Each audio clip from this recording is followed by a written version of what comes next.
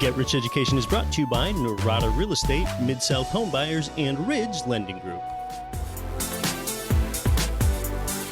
Welcome to Get Rich Education with Keith Weinhold, giving you information and ideas on the investment that has turned more ordinary people into millionaires and billionaires than anything else, and can provide you with more wealth and happiness than you ever thought possible. Now, here's your host, investor, entrepreneur, business owner, and educator, Keith Weinhold. Welcome to Get Rich Education, episode 153. Hi, I'm your host, Keith Weinhold. What is the state of the real estate investment market today? That's our topic. And how do you best position yourself for these economic conditions? With listeners in 183 world nations, boy, that's getting pretty close to every world nation. Thanks for being here, but you're not here for me, you're here for you.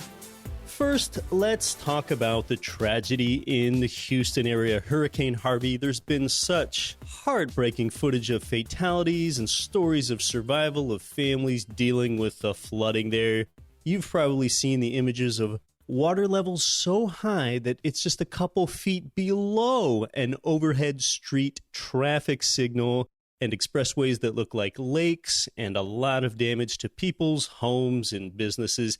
And you know, my mental frame of reference for this shoots back to the Hurricane Katrina flooding New Orleans in 2005.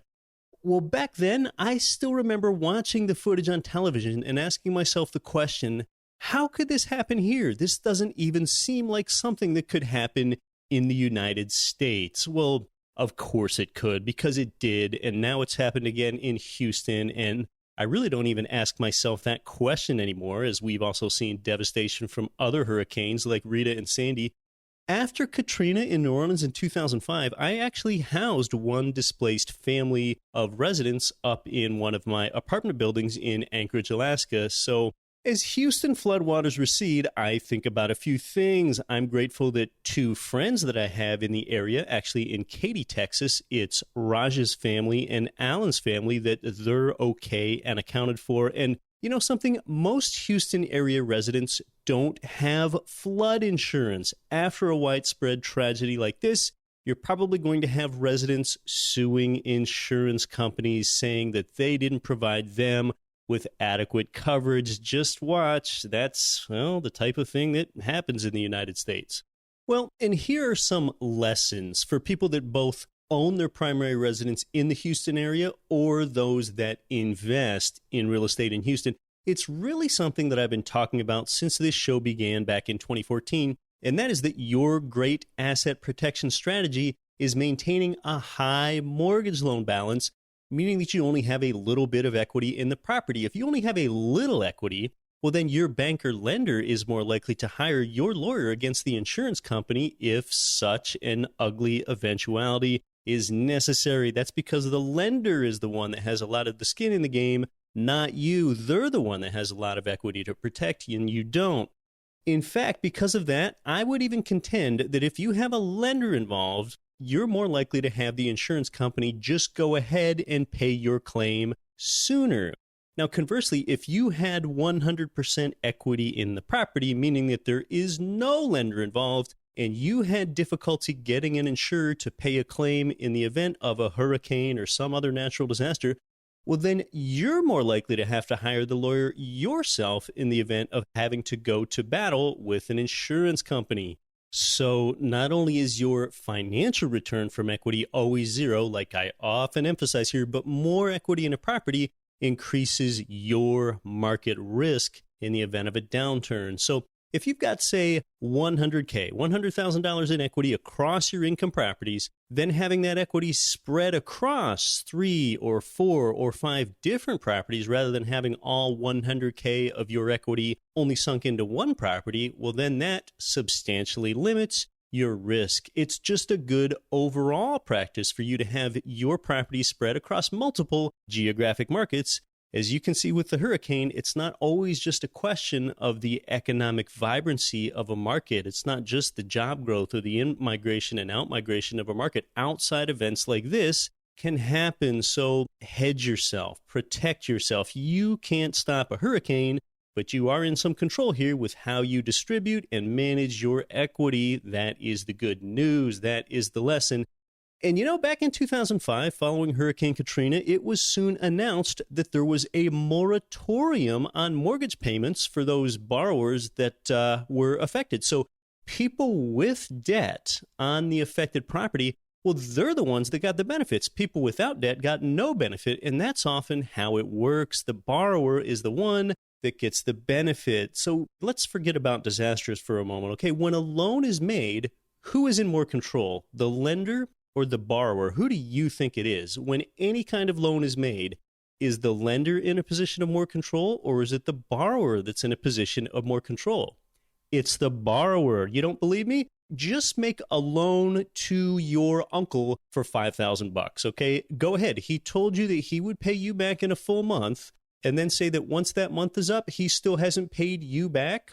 So now, what are you, the family lender here, going to work out with your uncle? Okay, see, you start to understand that the borrower is the one that's in control of a loan. You would probably work with him and let him make some sort of longer-term payment plan. You know, I want to be a borrower, not a lender. During the mortgage meltdown of 2008, 2009, it was the borrower that got the benefit of the bank workouts and the short sales then as well. And I'm not encouraging you to be an irresponsible borrower. My message is simply that the borrower is in control of a loan, not the lender. And once again, that's going to prove true in Houston. That is your takeaway here. Be a borrower. Let someone else put their skin in the game. Maintain control yourself. And of course, as a borrower, you enjoy a cash flow while the loan is paid down for you by both inflation and it's paid down for you by your tenant.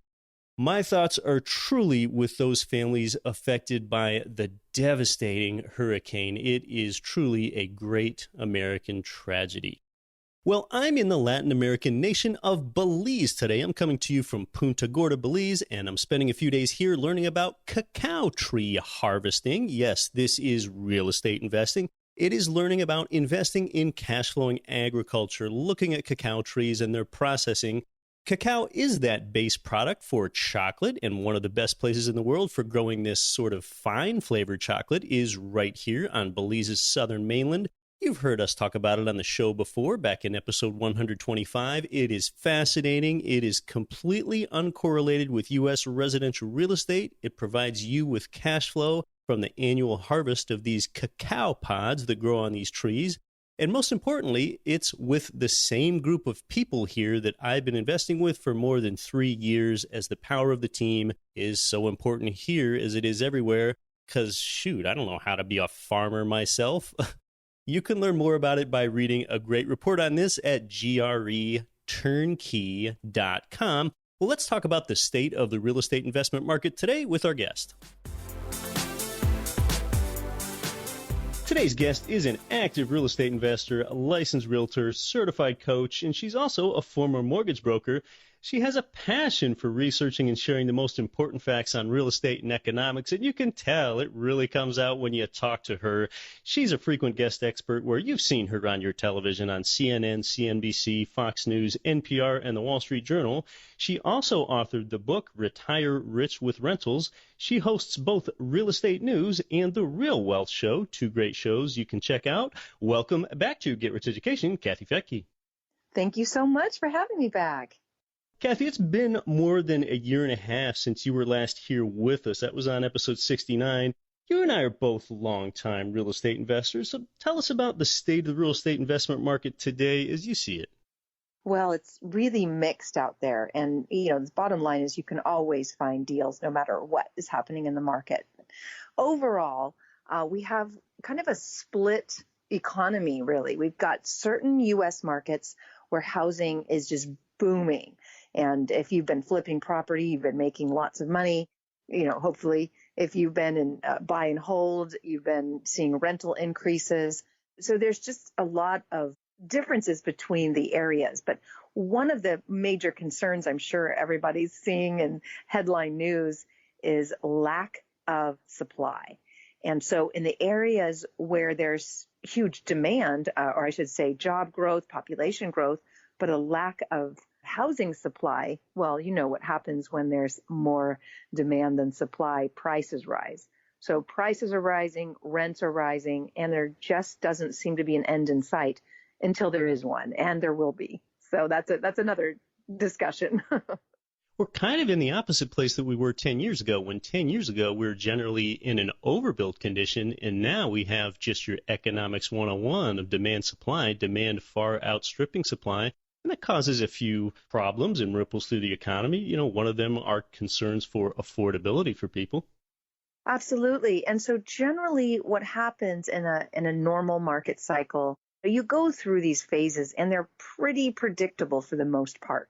So usually when you have a recession, people losing jobs, and then suddenly there's more foreclosures, and then there's more distressed inventory on the market, and prices drop, and the affordability is out of whack. And so you start to see a slowdown and a drop in prices, and that can be severe or, kind of a gentle drop. But of course, the last time it was quite severe.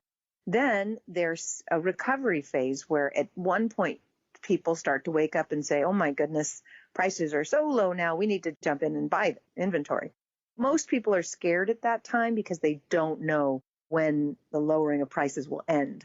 So a lot of people, or they just, people have lost their jobs and they've got poor credit or for whatever reason, there tends to be a lot of inventory at the bottom with very few people buying it, even when maybe just a few years before everybody was racing in to buy it at much higher prices.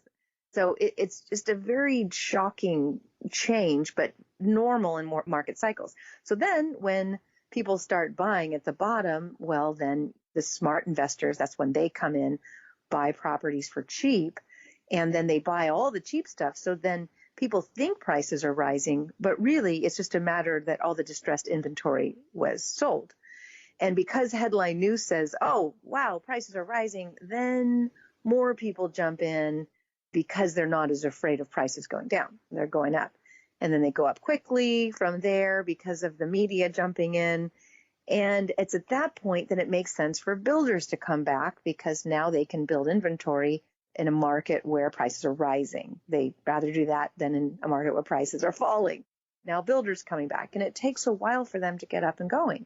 And by the time they do, many cases, it's when prices have already run up to the top.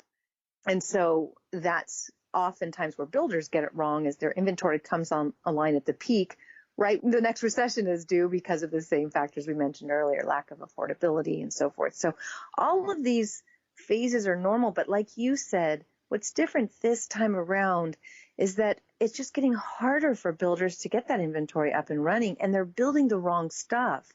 They're bringing in housing that is very expensive. A lot of downtown condos, high-rise condos, very, very expensive in San Francisco, New York, Miami, even Chicago. But that's not necessarily what people are wanting. So it'll be interesting to see how that plays out. Yeah, Kathy, I wonder if people just need to get more used to paying more for housing over time. In the United States and Canada, it's kind of commonly accepted that one's housing cost should be 30% or less of their income. That's deemed affordable. But back in the 1950s in Canada, it was 20%, and they raised it up to 25%. And then in the 1980s, they replaced that with a 30% rule. So, when it comes to affordability, I think the reason it gets more difficult is it's not just population growth, but it's actually what that population is doing. Well, people are living longer, so now people need to be longer. That's more demand for housing right there. And, we have a smaller family size now. We have more single people. So instead of two people in one dwelling, now you might have two people in two dwellings. And lifestyle choices like that, that's something that sort of drives demand up and drives affordability down over the longer term. Sure, and I think that's the case. I mean, I was born and raised in an area that's typically unaffordable, the San Francisco Bay Area. It's never been cheap, and it's really more of an honor to be a homeowner than a normal thing, because, the only way most people can own a home in the San Francisco Bay Area if they're young is if they get help from their family, or if they just have a really high-paying job or been able to save a lot of money. I just grew up not expecting to own a home so easily. But with that said, life is changing. And that's one thing we can really predict is that nothing is going to be the same in the next 3 years, 5 years, 10 years. It's changing dramatically, and technology is at the hub of that. So it's my sense that people will choose lifestyle over expenses. And if it really costs most of their paycheck to live somewhere, there's a good chance they'll move somewhere else. That's what I'm seeing, at least with the millennials. I mean, right now, a lot of millennials are young. They're out of college. They're just getting started in life. And in college, they were used to sharing rooms. And I just dropped my daughter off at San Diego State, and she's sharing a tiny room with another person, and they're sharing a bathroom with 2 other people. And that's 4 girls sharing 1 toilet and 1 shower. So we'll see how that goes. So they're kind of used to that lifestyle. But as they grow up, they're not going to want the dorm life so much. And will they want to stay in the high-priced areas? And maybe in 5 to 10 years, they won't need to. With all the technological changes coming, it could be that more people are able to work from home and live in more remote places. I mean, again, one thing we can agree on is everything is changing. And so demand might as well, because the truth is only about 30 to 40% of the country, geographically speaking, is overpriced. You still have about 60% of the country that's very affordable, very, very affordable. I can still go to parts of the country that, I can buy a house for $60,000. You don't need much. If you're getting an FHA loan, 3% of that, we're talking under $2,000 to be able to put a down payment on a home, and your payment's going to be $300 a month or something, if at most. And whereas renting that place is going to be more like $600, $700, maybe even $900. So I do believe the millennial population is going to choose lifestyle, and they already are. They don't want to be slaves to their jobs and slaves to the quote unquote man for their whole lives. They're going to live differently. One example is our own employee, Maggie Pike. She's been working for us, and she got out of college, and she's just not ready to settle down. She works for a real estate company, and I've been trying to get her to buy real estate since she started working for us, and she hasn't yet. And you know what she's doing instead? She's living an amazing life. She has decided to live in a different country every month. So she has no home right now. She's actually homeless, but she worked for me, a company helping people buy homes. And instead, they Airbnb.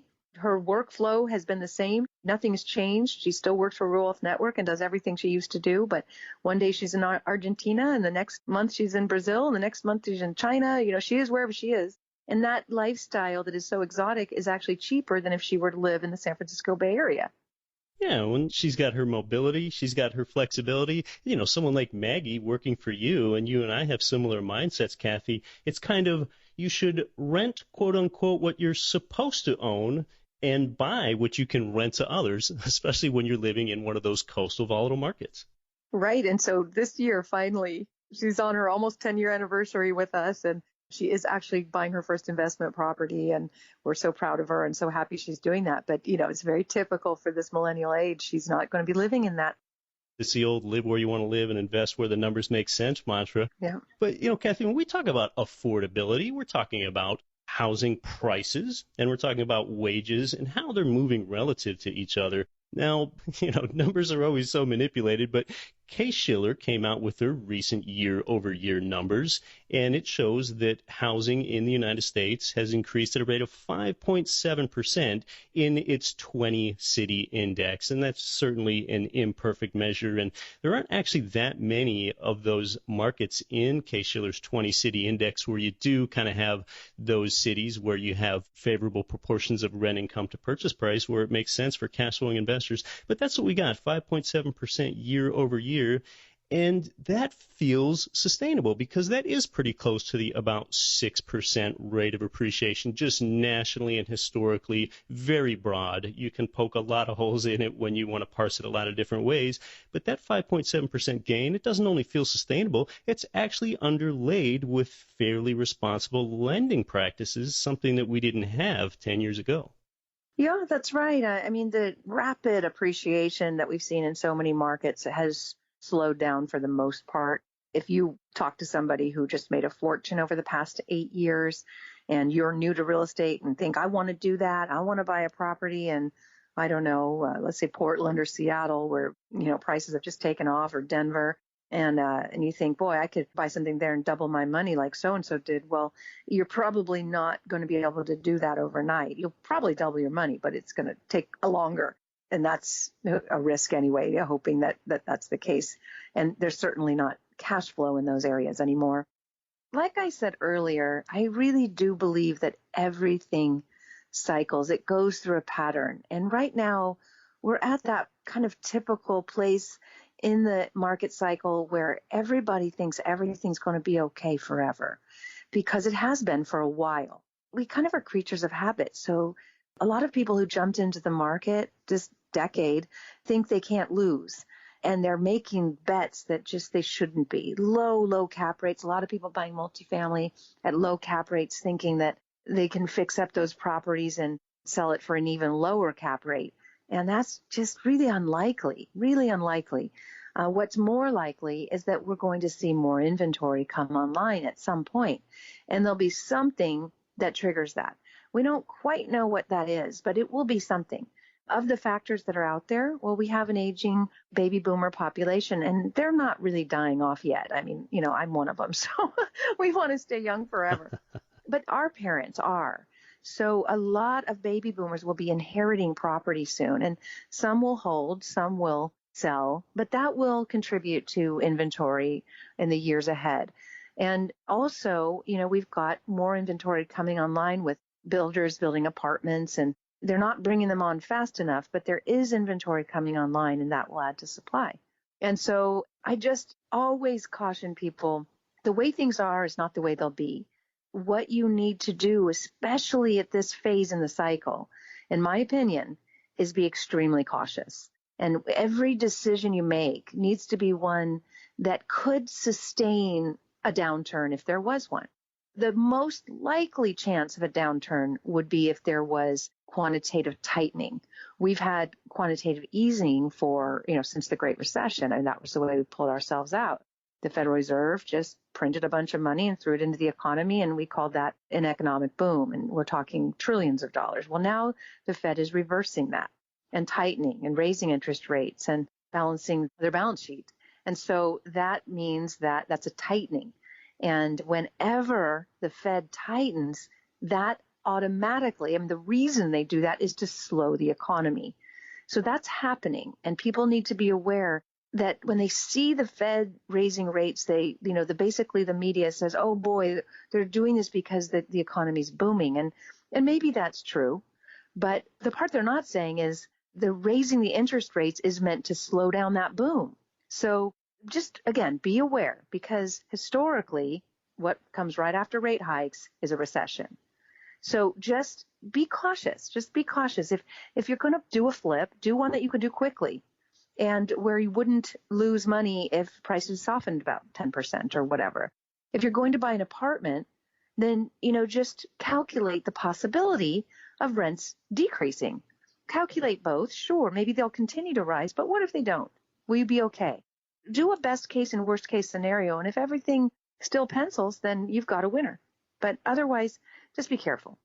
I think what you say makes a lot of sense. And we all of us, me included, have this psychological predisposition toward this recency bias. Recency bias being you think things are going to continue to be the way they are just because they've been that way for so long. Mm-hmm.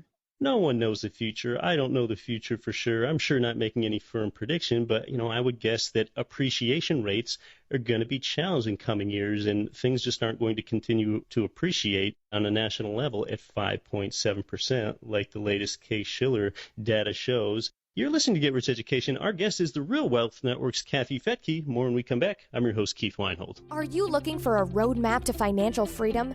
If so, we have a solution for you. Norada Real Estate is offering a limited number of free strategy sessions to help you get out of the rat race. Learn how you can create wealth and build monthly passive income. To set up a time with one of our knowledgeable investment counselors, simply go to noradarealestate.com. That's NORADA realestate.com. Cash flow real estate investors, if you're looking for a mortgage loan with a company that specializes in investment property loans, it's Ridge Lending Group. They provide income property loans in almost every U.S. state. Ridge has worked with tens of thousands of investors and homeowners all over the country.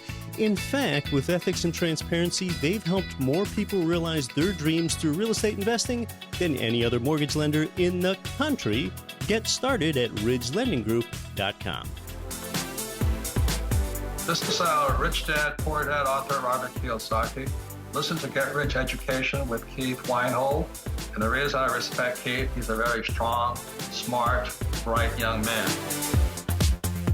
Welcome back to Get Rich Education with our guest, Kathy Fettkeep from the Real Wealth Network, realwealthnetwork.com. So, Kathy, you were last here with me in February of 2016. I'd just like to hold ourselves accountable. What we were talking about then is at that point, we had only experienced 1/4 point Fed rate hike. We had even talked about the possibility that the Fed is just doing that as a confidence play, and they might actually have to reverse course and even potentially go into some quantitative easing again, which means printing money. But now they've raised the interest rate 3 more times by 1/4 point each time since you were last year on the show with me, and they're actually talking about doing quantitative tightening, which would be constricting the money supply. We've had a lot of things happen, though, since February of 2016, including a presidential election result that really surprised a lot of people. So what do you think's changed with regard to monetary policy and interest rate sensitivity since you were last here? Such a good question. And I'm really quite an optimist normally. So when I come around with this doomsday news, it's not natural for me and I don't like it. It's just that, when I got hit hard in 2009, I had to become less of an optimist when it comes to real estate and be cautious, again, which is not my nature, but I don't want to ever have to go through what I went through in 2009. What you and I were talking about was the truth back then. We were dealing with an economy and a government that has been very manipulative. That's just the bottom line. What's been happening has never happened before. So to predict it would be nearly impossible because no one would think that any government would do such a thing as we've done, which is to print so much money. It's unprecedented. Japan has had massive quantitative easing. So they've been sort of testing it out. It hasn't worked for their economy, but the U.S. tested it out and kind of worked. It seems that all that money stimulated the economy enough that now we're raising rates and it seems to be okay right now. Right. As irresponsible as it might sound, it's almost like, well, so far so good. We're hanging in there. Yeah, we're teetering, on something, on a big pile of I don't know what, but it is, it is what happened was, again, so shocking. And that was that a real estate tycoon ran for president. Many thought as a joke, maybe just for his own marketing purposes. I mean, at the time, nobody thought he would win. There were a lot of contestants, many experienced politicians on that stage with him. Nobody, not very many people, let's say, saw this coming. And I think what was even more shocking was the vein that he hit, basically, which was, we want change. We want big change. And we want all the things that he's preaching. We want this businessman to run this country like a business and stop just giving out handouts and this and that. And, don't tax the workers, the people that have been contributing. Don't tax them to death. Don't kill the goose. And so he gained so much support for his concepts, at least to get him into office. And that really woke up a lot of people to believe that things were going to change and that perhaps the economy would boom even more by taxing people less and deregulating. And of course, all the things that he suggested. Now, fast forward, not very far ahead. I mean, he's only been in office for a few months, and he sure gets a lot of pressure, a lot of criticism for not really having had much of a chance to implement. But, the fact of the matter is these promises haven't really come through yet. And it's not easy when you're not the boss and can tell people what to do, when you actually have to work with other people and get them to agree with you. We're not there yet. Again, a lot of people just didn't expect that there would be such a response to his election, and that from that response, people would feel so confident and pour money into what seemed to be a stock market that didn't make sense. Just a lot of people have been scratching their heads going, what's happening here? I don't understand it. Is it just this optimism where's this money coming from? How is the stock market at all-time highs when nothing really technically has changed yet. It's just a lot of good ideas. Yeah. Or what at least Republicans would say would be good ideas. Anyway, that's where we are. And in my opinion, if Trump is not successful in getting his campaign promises into fruition, then we could see a turnaround. We could see disappointment. We could see the money coming back out of the inflated stock market, and that certainly would affect a lot of things and eventually trickle down to housing. There's so many unknowns. And even if President Trump succeeds, and even if we create massive jobs and growth in this country and wage increases and all the things that people want, there's still a huge problem that he can't fix. Not yet. We haven't figured out how. And that is the massive debt problem we have and the massive, massive issue of pensions and entitlements. We've got this aging population of baby boomers and their parents, and they're ready to cash in, and the money's just not there. You've got entire states like Illinois that cannot pay their pensions. What happens when people who've worked their whole life suddenly have nothing that they thought they'd have? What do you do? Where's the money come from? These are things that people just don't want to talk about or pay attention to because there is no answer for it. Yeah, and the Trump victory, that really caught just about everybody off guard. Major world economists, including a prominent one that's appeared here on the show with me twice. He wrote and published a book right before Donald Trump's election, and I don't think the timing of the release of that book was right, because there are a lot of things in there that he and a lot of other economists had to reverse course on. So, really the same goes for all of us spectators here, that I think we're all pretty surprised last November. A lot of this has to do with interest rates and the policy that the Fed makes in conjunction with whom has been elected president. And we're so interest rate sensitive here as real estate investors because, as Robert Kiyosaki likes to say, savers are losers, debtors are winners. And a lot of our wealth is tied to debt and prudently leveraged debt over time. One thing I was talking about on the last episode of the show here, Kathy, is that especially in the event of a potential downturn, that apartment building investors can be more exposed to interest rate risk than single-family homeowners can. That's really for the main reason that oftentimes 5+ unit apartment building investors tie up at a fixed interest rate for 5 to 10 years.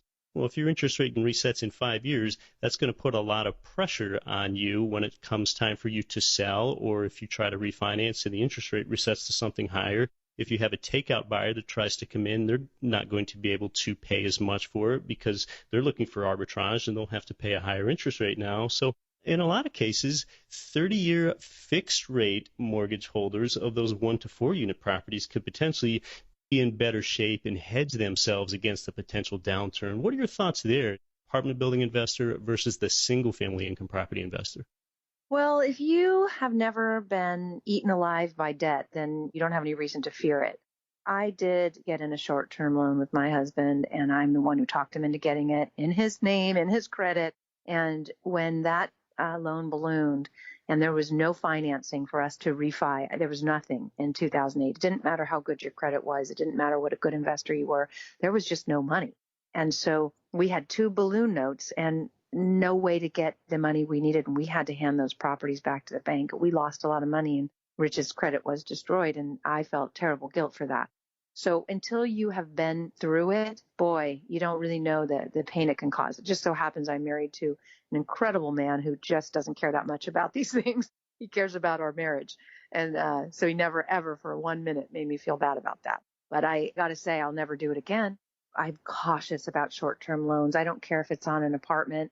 We have a lender that works on portfolio loans. They can put a blanket loan on all your single families, and it does reset in 5 years. And that, I just warn people, hey, it's cool. You can get that money now, but you better have a plan in 5 years. So maybe only put it on half your portfolio so that worst case scenario, you've got some properties free and clear that you could sell to pay off that note or something. There just has to be a backup plan when it comes to short-term loans, because you should never expect that money will be there in 5 years because you just don't know. And it sounds hard to believe today when it's fairly easy to get financing, not as easy as it was, but money's out there again. So it's hard to believe that maybe there would be a time when it wouldn't be. Maybe I'm wrong and everything will be hunky-dory forever from here on out and we'll never have another recession. But if it's just remember, 2008 wasn't that long ago. And the reason why I'm successful today is because so many other investors lost everything. I'm not saying that proudly. We picked up properties that other people lost because of the loans that they were in. Yeah, some great lessons to learn from that experience there. And so it's not just product type, whether it's apartment buildings or single family homes, but it is also those places. So where do you think a good place geographically is for investors to be today? I know I sound so paranoid, but I used to sit with my dad and he would tell me these things. I say, Dad, you're too paranoid. But, he had been through life. And so I feel I'm weathered now. And so with that said, back to markets, I'm still a believer in single family homes simply because it's the American dream still. And still, the greatest wealth has been built from just owning a home. When you look at the stats today, the people who are the haves, the people who have something, some net worth of any kind, are the people who own homes. And that is because they, instead of renting, put their rent towards owning a home and have built that equity. And when you can multiply that by having several, having a home maybe you live in that you either rent or own, but having other homes that other people live in and they're paying your mortgage off, not a short-term balloon note, but a long-term fixed rate mortgage, well, over time, that property gets paid off. So in answer to your question, areas where you can cash flow on the property, so you're not negative cash flow, and where it makes sense, where home prices are in line with salaries and the average income of that area. So you look at when I would say add on to that manufacturing jobs that from factories that are not going to disappear overnight because there are certain things that robots can't replace.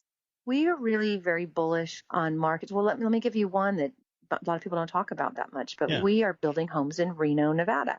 And it's not a great cash flow market. We're actually building there because there's such demand. But the jobs that are going there are the jobs of the future. So they're not going to disappear, not quickly anyway. You've got the Tesla factory moving there. You've got Google, Amazon, Facebook. They're 3.5 hours away from the Silicon Valley, but it's a no state income tax state. And it's still the average home price is still well, well below the San Francisco Bay Area. So we are very bullish on Reno. The approach we're taking is building homes. We have, I think it's 270 lots there that we'll be building single family homes. We partnered with a builder and have our investment group at Real Wealth Network investing and partnering with him.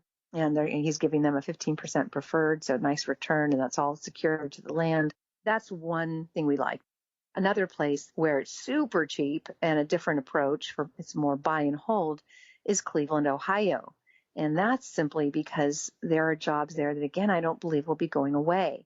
It's a huge medical community, and you have an aging population here in the U.S. So when you've got cutting edge medical in the Cleveland area with the Cleveland Clinic, and gosh, it's practically a whole city there is medical. You've got like 3 universities, it may be more, right in the surrounding area.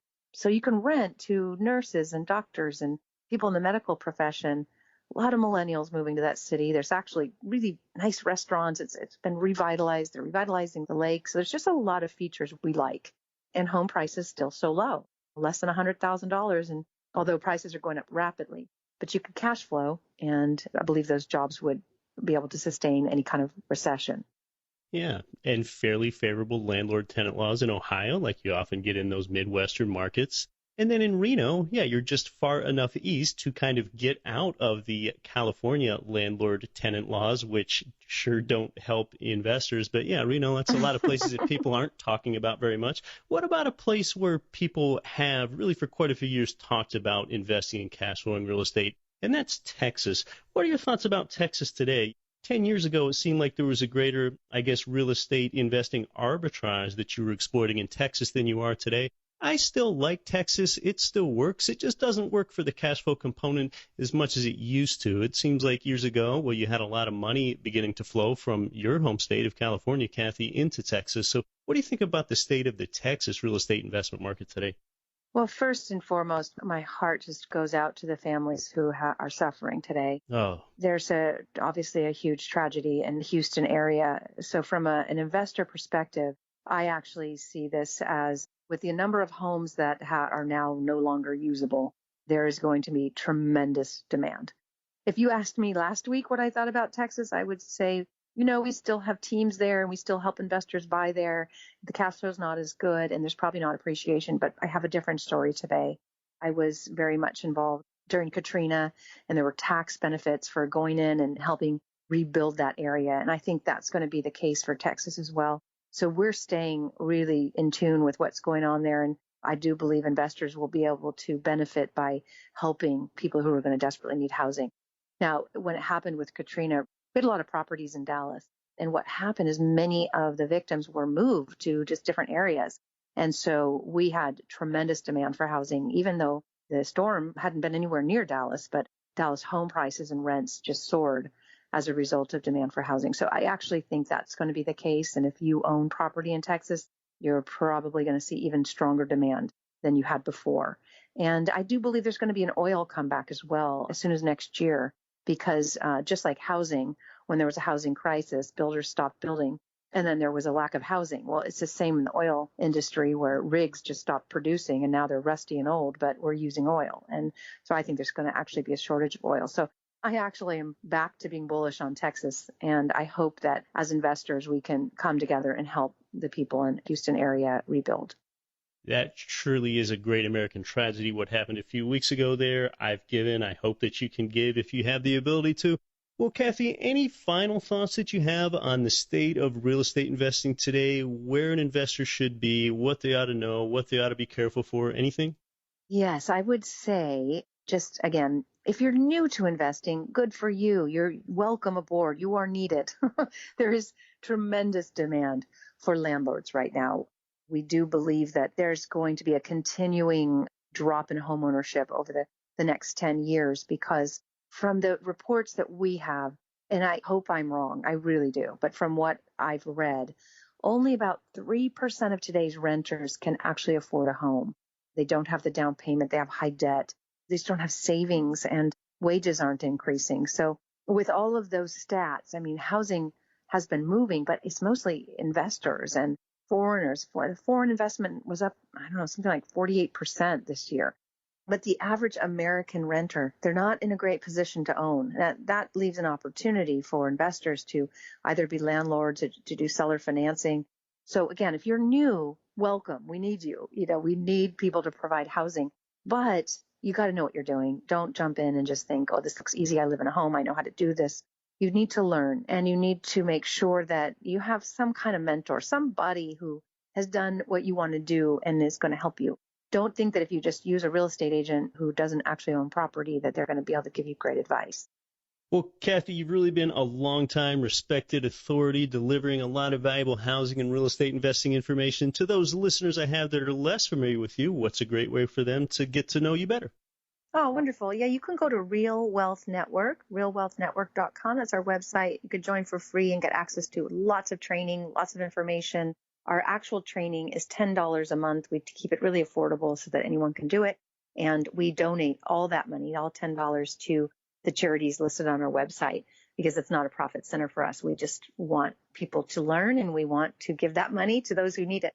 So realwealthnetwork.com. You can also get my book on Amazon, Retire Rich with Rentals. That's a really, really, really simple step-by-step process of how to get into the rental business. And then my podcast, The Real Wealth Show and Real Estate News for Investors. Kathy Fettke, it's been great having you back. Thanks for having me.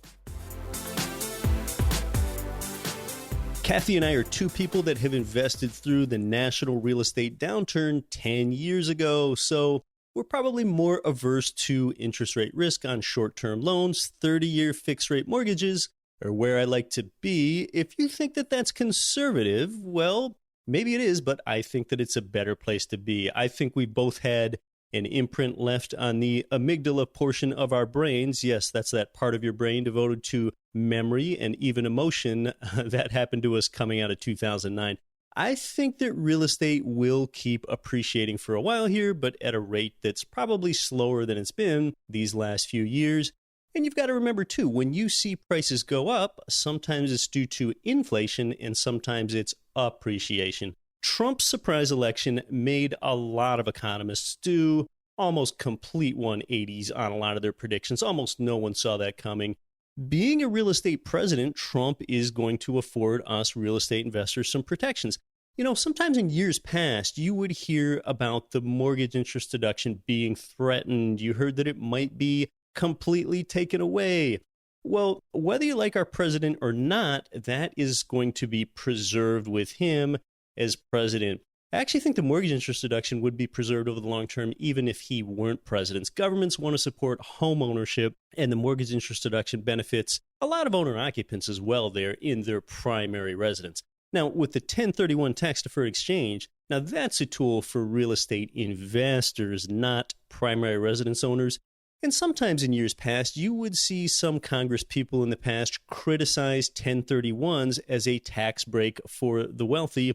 Well, even your 1031 is something that I feel is going to be preserved as long as a real estate guy like this is in the White House. Well, coming up in future weeks, we've got some interesting shows. We're going to talk to Ridge Lending Group founder Chaley Ridge and find out what the latest is in the mortgage loan climate today, because again, you want to be a borrower. You want to maintain control. The borrower is in control of a loan, not the lender. So we're going to talk about down payments, FICO scores, reserves, interest rates, and all of those things with Chaley. And then down the road on a later episode here, we're going to talk to the youngest guest that we've ever had here on Get Rich Education when we talk with a 22-year-old freshly minted college graduate. Instead of going off and getting a regular workaday job like his college grad friends have, he's begun investing in real estate instead. He's going to tell us if he feels jealous because his friends are making more money than him right off the bat than he is while he's slowly building something for himself. Well, as far as actionable guidance for you, where do you find the right properties that are newly renovated in job growth submarkets with experienced property management? You can find that by downloading an investor report or 2 or 5 and connecting with the provider at greturnkey.com. And there have just never been more resources there than there are right now, including the newly added markets in St. Louis and Kansas City, like we discussed last week. That is the one central place where you can take the kind of action that's going to result in a positive change in your life there at greturnkey.com. I hope that I've added value to your life and to your investing mindset this week. Signing off from tropical Punta Gorda, Belize. I'll be back next week to help you build your wealth. Don't quit your daydream. Listening to Get Rich Education, telling you what the wealthy won't tell you about real estate and investing. Nothing on this show should be considered specific, personal, or professional advice. Please consult an appropriate tax, legal, real estate, financial, or business professional for individualized advice. Opinions of guests are their own. Information is not guaranteed. All investment strategies have the potential for profit or loss. The host is operating on behalf of Get Rich Education, LLC exclusively.